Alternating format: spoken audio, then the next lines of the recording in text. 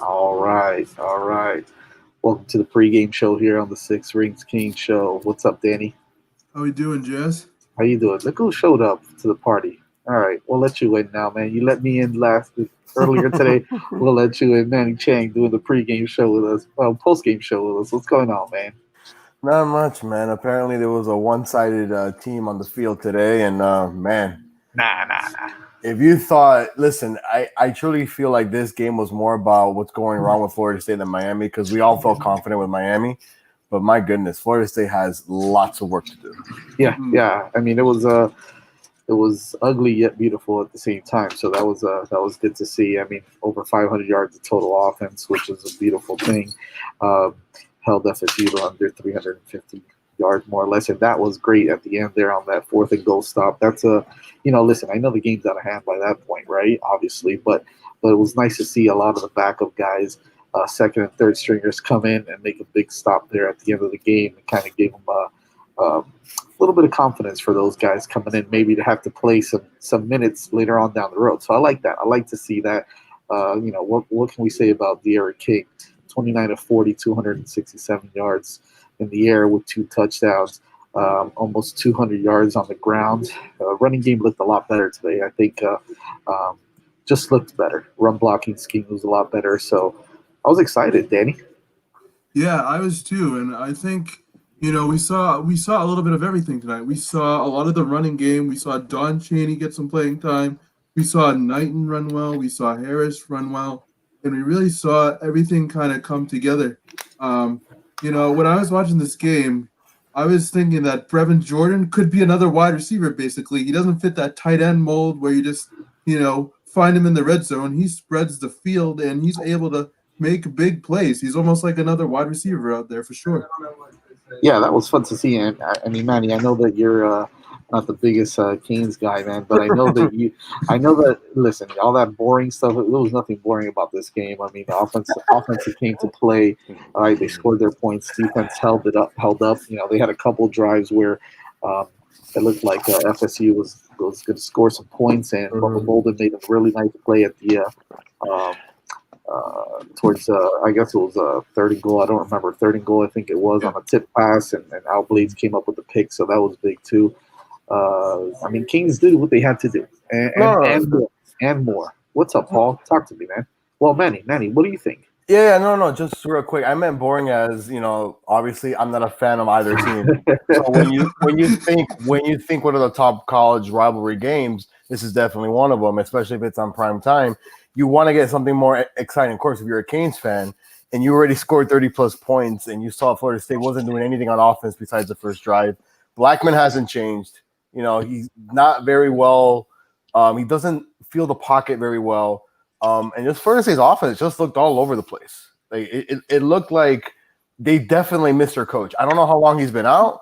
Nothing against Coach Hagens and whoever was their other coach there on the sidelines, but you can tell that the juice was gone after the first drive. The minute they didn't score that touchdown, I already knew that was trouble because you even saw on the Canes' first drive. They came there to be physical. They came there to make sure they punched Florida State in the mouth. And you would, if you're a Noel fan, you wanted them to come out and do the same thing. But Miami's just dominated at the point of attack, physical all freaking night, no matter who was the quarterback, and it just, like I said, boring for the outside fan perspective. But if you're a Canes fan, you got to be feeling very well right now heading into Clemson next week. Yeah, I mean that's another thing that I wanted to mention. Although the only downside I can see though from this is although he finished the game 7 receptions, 53 yards, is two big drops by Mike Harley. One that could have gone a distance, the other one um, up the middle on a beautiful throw by De'Aaron King as well. So that's the only downside I really see from the offense. Again, running backs did a great job. Cam Harris 12 rushes, 43 yards and 2 scores. Don Chaney was some strong, tough running. 7 carries, 35 yards for 2 scores, and even Jalen Knighton and Robert Burns got some playing time and did well as well. Spread the ball out to 11 different receivers. I mean, listen, 317 yards in the air, 3 touchdowns, 4 touchdowns on the ground. Actually, 200 yards exactly. So 37 rushes, 200 yards, 5.4 yards per carry. which is nice to see as well. So I think evenly played out. 33, what was it? 33. Let me see.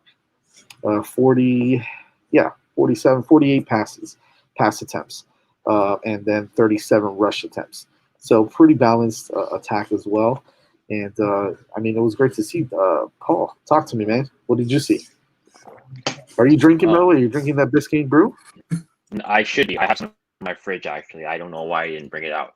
Um, but yeah, a lot of things. I think, like Manny mentioned, once Miami took out, I think Kirk Herbstreit and Chris Fowler brought this up, where once Blackman loses his first read, he really doesn't know what to do at that point. And once that happened, once Miami took that away, there's the defensive ends are really disruptive. You saw plenty of Nesta, you saw plenty of Jalen Phillips, you saw plenty of Quincy Roche. So that was good. And it seemed like in the first quarter, FSU's defense came out to play. They definitely were very physical on those first two Miami drives. Only thing was that every time FSU threw a hook, Miami came back with an uppercut.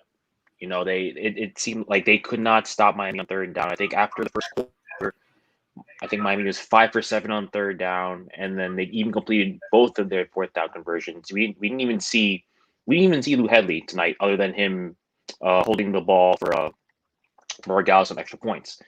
And also just I think like you mentioned, Jazz, Harley dropped 2 big passes. I mean, luckily this is a blowout, so it didn't matter as much. But it's going to be interesting going forward, because once, a team like Clemson, for example, they're going to zero in on Brevin Jordan. You see what they did. They went to Jordan early, but they're going to find a way to take him out of the game. So guys like Harley, even Pope can't be dropping passes or muffing punts. Every little mishap is crucial. And I think the team had 6 sacks, which is great. Pressure was great. I mean, like I mentioned earlier, once they took away Blackman's first read, literally Blackman just freaked out. He didn't know what to do. Overall, a very, very solid performance. I mean, at this point, did we want to see more out of the team in the second half? Sure. But, I mean, for the most part, other than that third quarter touchdown, Miami did not let FSU get in the end zone. Even on that last drive, I was thinking like, oh man, like it'd be nice for them to stop them from getting in the end zone. Just a way to call a game, and they did that. And overall, a very, very solid performance. And luckily, they have 2 weeks to prep for Clemson, so we'll see what happens. One quick thing though, Jazz, because we actually talked about kind of the same scenario on the Gators postgame. Kyle Pitts is their best offensive weapon without question, and a team like Alabama, Clemson, they know that, so they're gonna double cover their best player. What about Grimes when it comes to Florida? What about Harley when it comes to the Canes? Somebody else is gonna have to make a play when it counts, because when your favorite target as a quarterback is not available and your running game is not really up to par, you're gonna need other guys to step up. So yeah. Absolutely. I mean, look, they tried to do a little bit of that today and take out Brevin Jordan. I mean, he didn't have, his usual monster game, but he still had, 5 receptions. What was it? 5 receptions, 41 yards, and a touchdown. But that was early on, and like you said, they did kind of take him out of the game. I mean, De'Aaron King was able to spread the ball around. So 7 receptions from Mike Harley, 5 receptions from Mark Pope. D. Wiggins had that long, beautiful touchdown as well. On one of the plays, and so he's starting to find some more guys, right? Some more guys are getting open. Michael Redding is getting some burn. He had a late touchdown there in the fourth quarter as well, but he's going to have to get the ball to those guys. I think Will Mallory probably would have played more had he not gotten his bell rung a little bit. So I think that maybe they held him out a little bit, knowing that this game was out of reach early. So a guy like that, like Will Mallory, is going to have to get more involved. But again, Mike Harley can't drop those passes against Clemson, because that's going to be the difference between, a possible win and, us having to punt on 4th down. So, you can get away with those things against a team like this. Unfortunately, it is what it is, right? FSU is having a pretty down year. But, they're going to have to find other guys. And hopefully they're starting to develop some more guys. And we'll see in the next couple of weeks. So the good news is that this coaching staff has 2 weeks to prepare for Clemson. And listen, right now it looks like they may have a shot at playing them hard at the very least, and then possibly coming away with a win. Let me see. Yeah, so I think we're probably gonna head on out pretty soon because I think Manny Diaz is gonna come to the podium soon. We definitely want to get some feedback on that. But um, guys, I mean, look, overall, it's a big win. We did exactly what we had to do, and again, I keep saying it, man, we did exactly what we had to do and more. Scoring 52 points. This is the most that any team has ever scored in this rivalry. Yeah, So I that think it was Miami at 49 and 01, and I think Tim Reynolds, he might have jinxed you guys there with that tweet. But no, listen, it's an overall very great performance. A lot of fans will complain about the second half. Listen, if I was a Canes fan, I would have kind of hoped that Florida State would have tried to kept it at least honest, because you still want your guys to show 100%. You still want to know when it comes to critical things and critical, situations in the game. You want to know where your team is at. Right. But those are things, especially when you're about to play Clemson, because Clemson can play horrible for 45 minutes, and in one quarter they can score 50 on you. It's just one of those things that you would have hoped. But listen, it's a rivalry game. It's a team that you're very well known about. You went through 7 years, was it right? 7 years of not winning it. And now what? It's the third consecutive year that you find. Fourth. Look at that. Fourth consecutive year. As Fourth a Gators different fan, quarterback too. as a Gators fan with a Florida State thing, trust me, I know how that feels. And then we finally now we bounced off of it. Thank God we have 2 straight up against Florida State. But these are all trends. Right now, Miami's on the rise. Florida State's not on the rise at all. So when it comes to the ACC, Miami has a great opportunity to not only go up in these type of games and show recruits that they're not that they're back, but they're more competitive right now and that it's more established per se. Because right now Florida State is a total mess. Listen, everyone's dealing with Corona, but this type of performance tonight definitely speaks volumes to a lot of recruits that had Miami and Florida State on the paper, on their own thing. And for the people that don't think that matters, trust me, it does matter. Oh, it matters a lot. It matters 100%. Especially right now that a lot of kids can't get on campus. Those things are deciding factors, right? The way they see them on TV play. So that's going to be huge for recruiting down the line. And I think there's a lot of, obviously there's a lot of positives that came out of this game, and we just got to continue to win. We got to play hard against Clemson. So it should get exciting. We should see what's going on. I mean, we should be excited about what's going on and the future moving forward. Definitely. I think we're going to get on now with Manny. He hasn't come on yet, so I think we still have a little bit of time here. Another thing that's huge now is Jalen Phillips will probably. I think he misses the first half of the game, right? Gervin Hall's going to miss the first half of Clemson as well.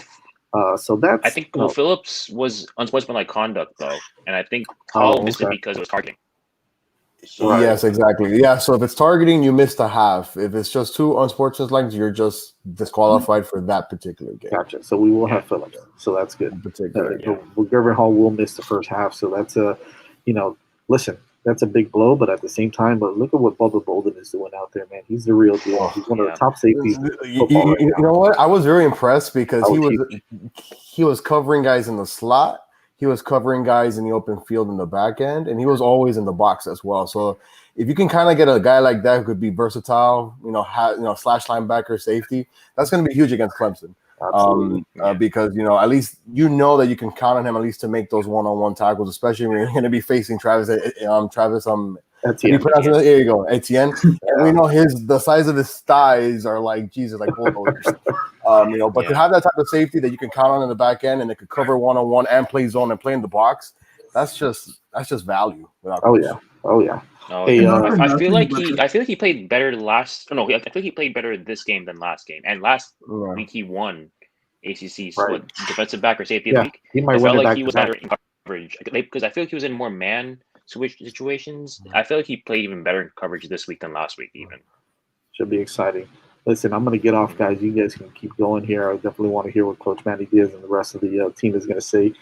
He's probably going to come on any moment now. But big win again by by FSU against FSU, and of course on Monday we'll have our regular Six Rings, the Six Ring Cane Show, and but I'll be back then. I mean, if you guys are still on after the press conference, I'm all for it, man. But I'll be back in a little bit. I want to make sure that I don't miss anything there. I'll send out the links also, Manny, to see if we can figure out a way to put it on here also, which will be kind of nice. So maybe I'll send out the link to you also.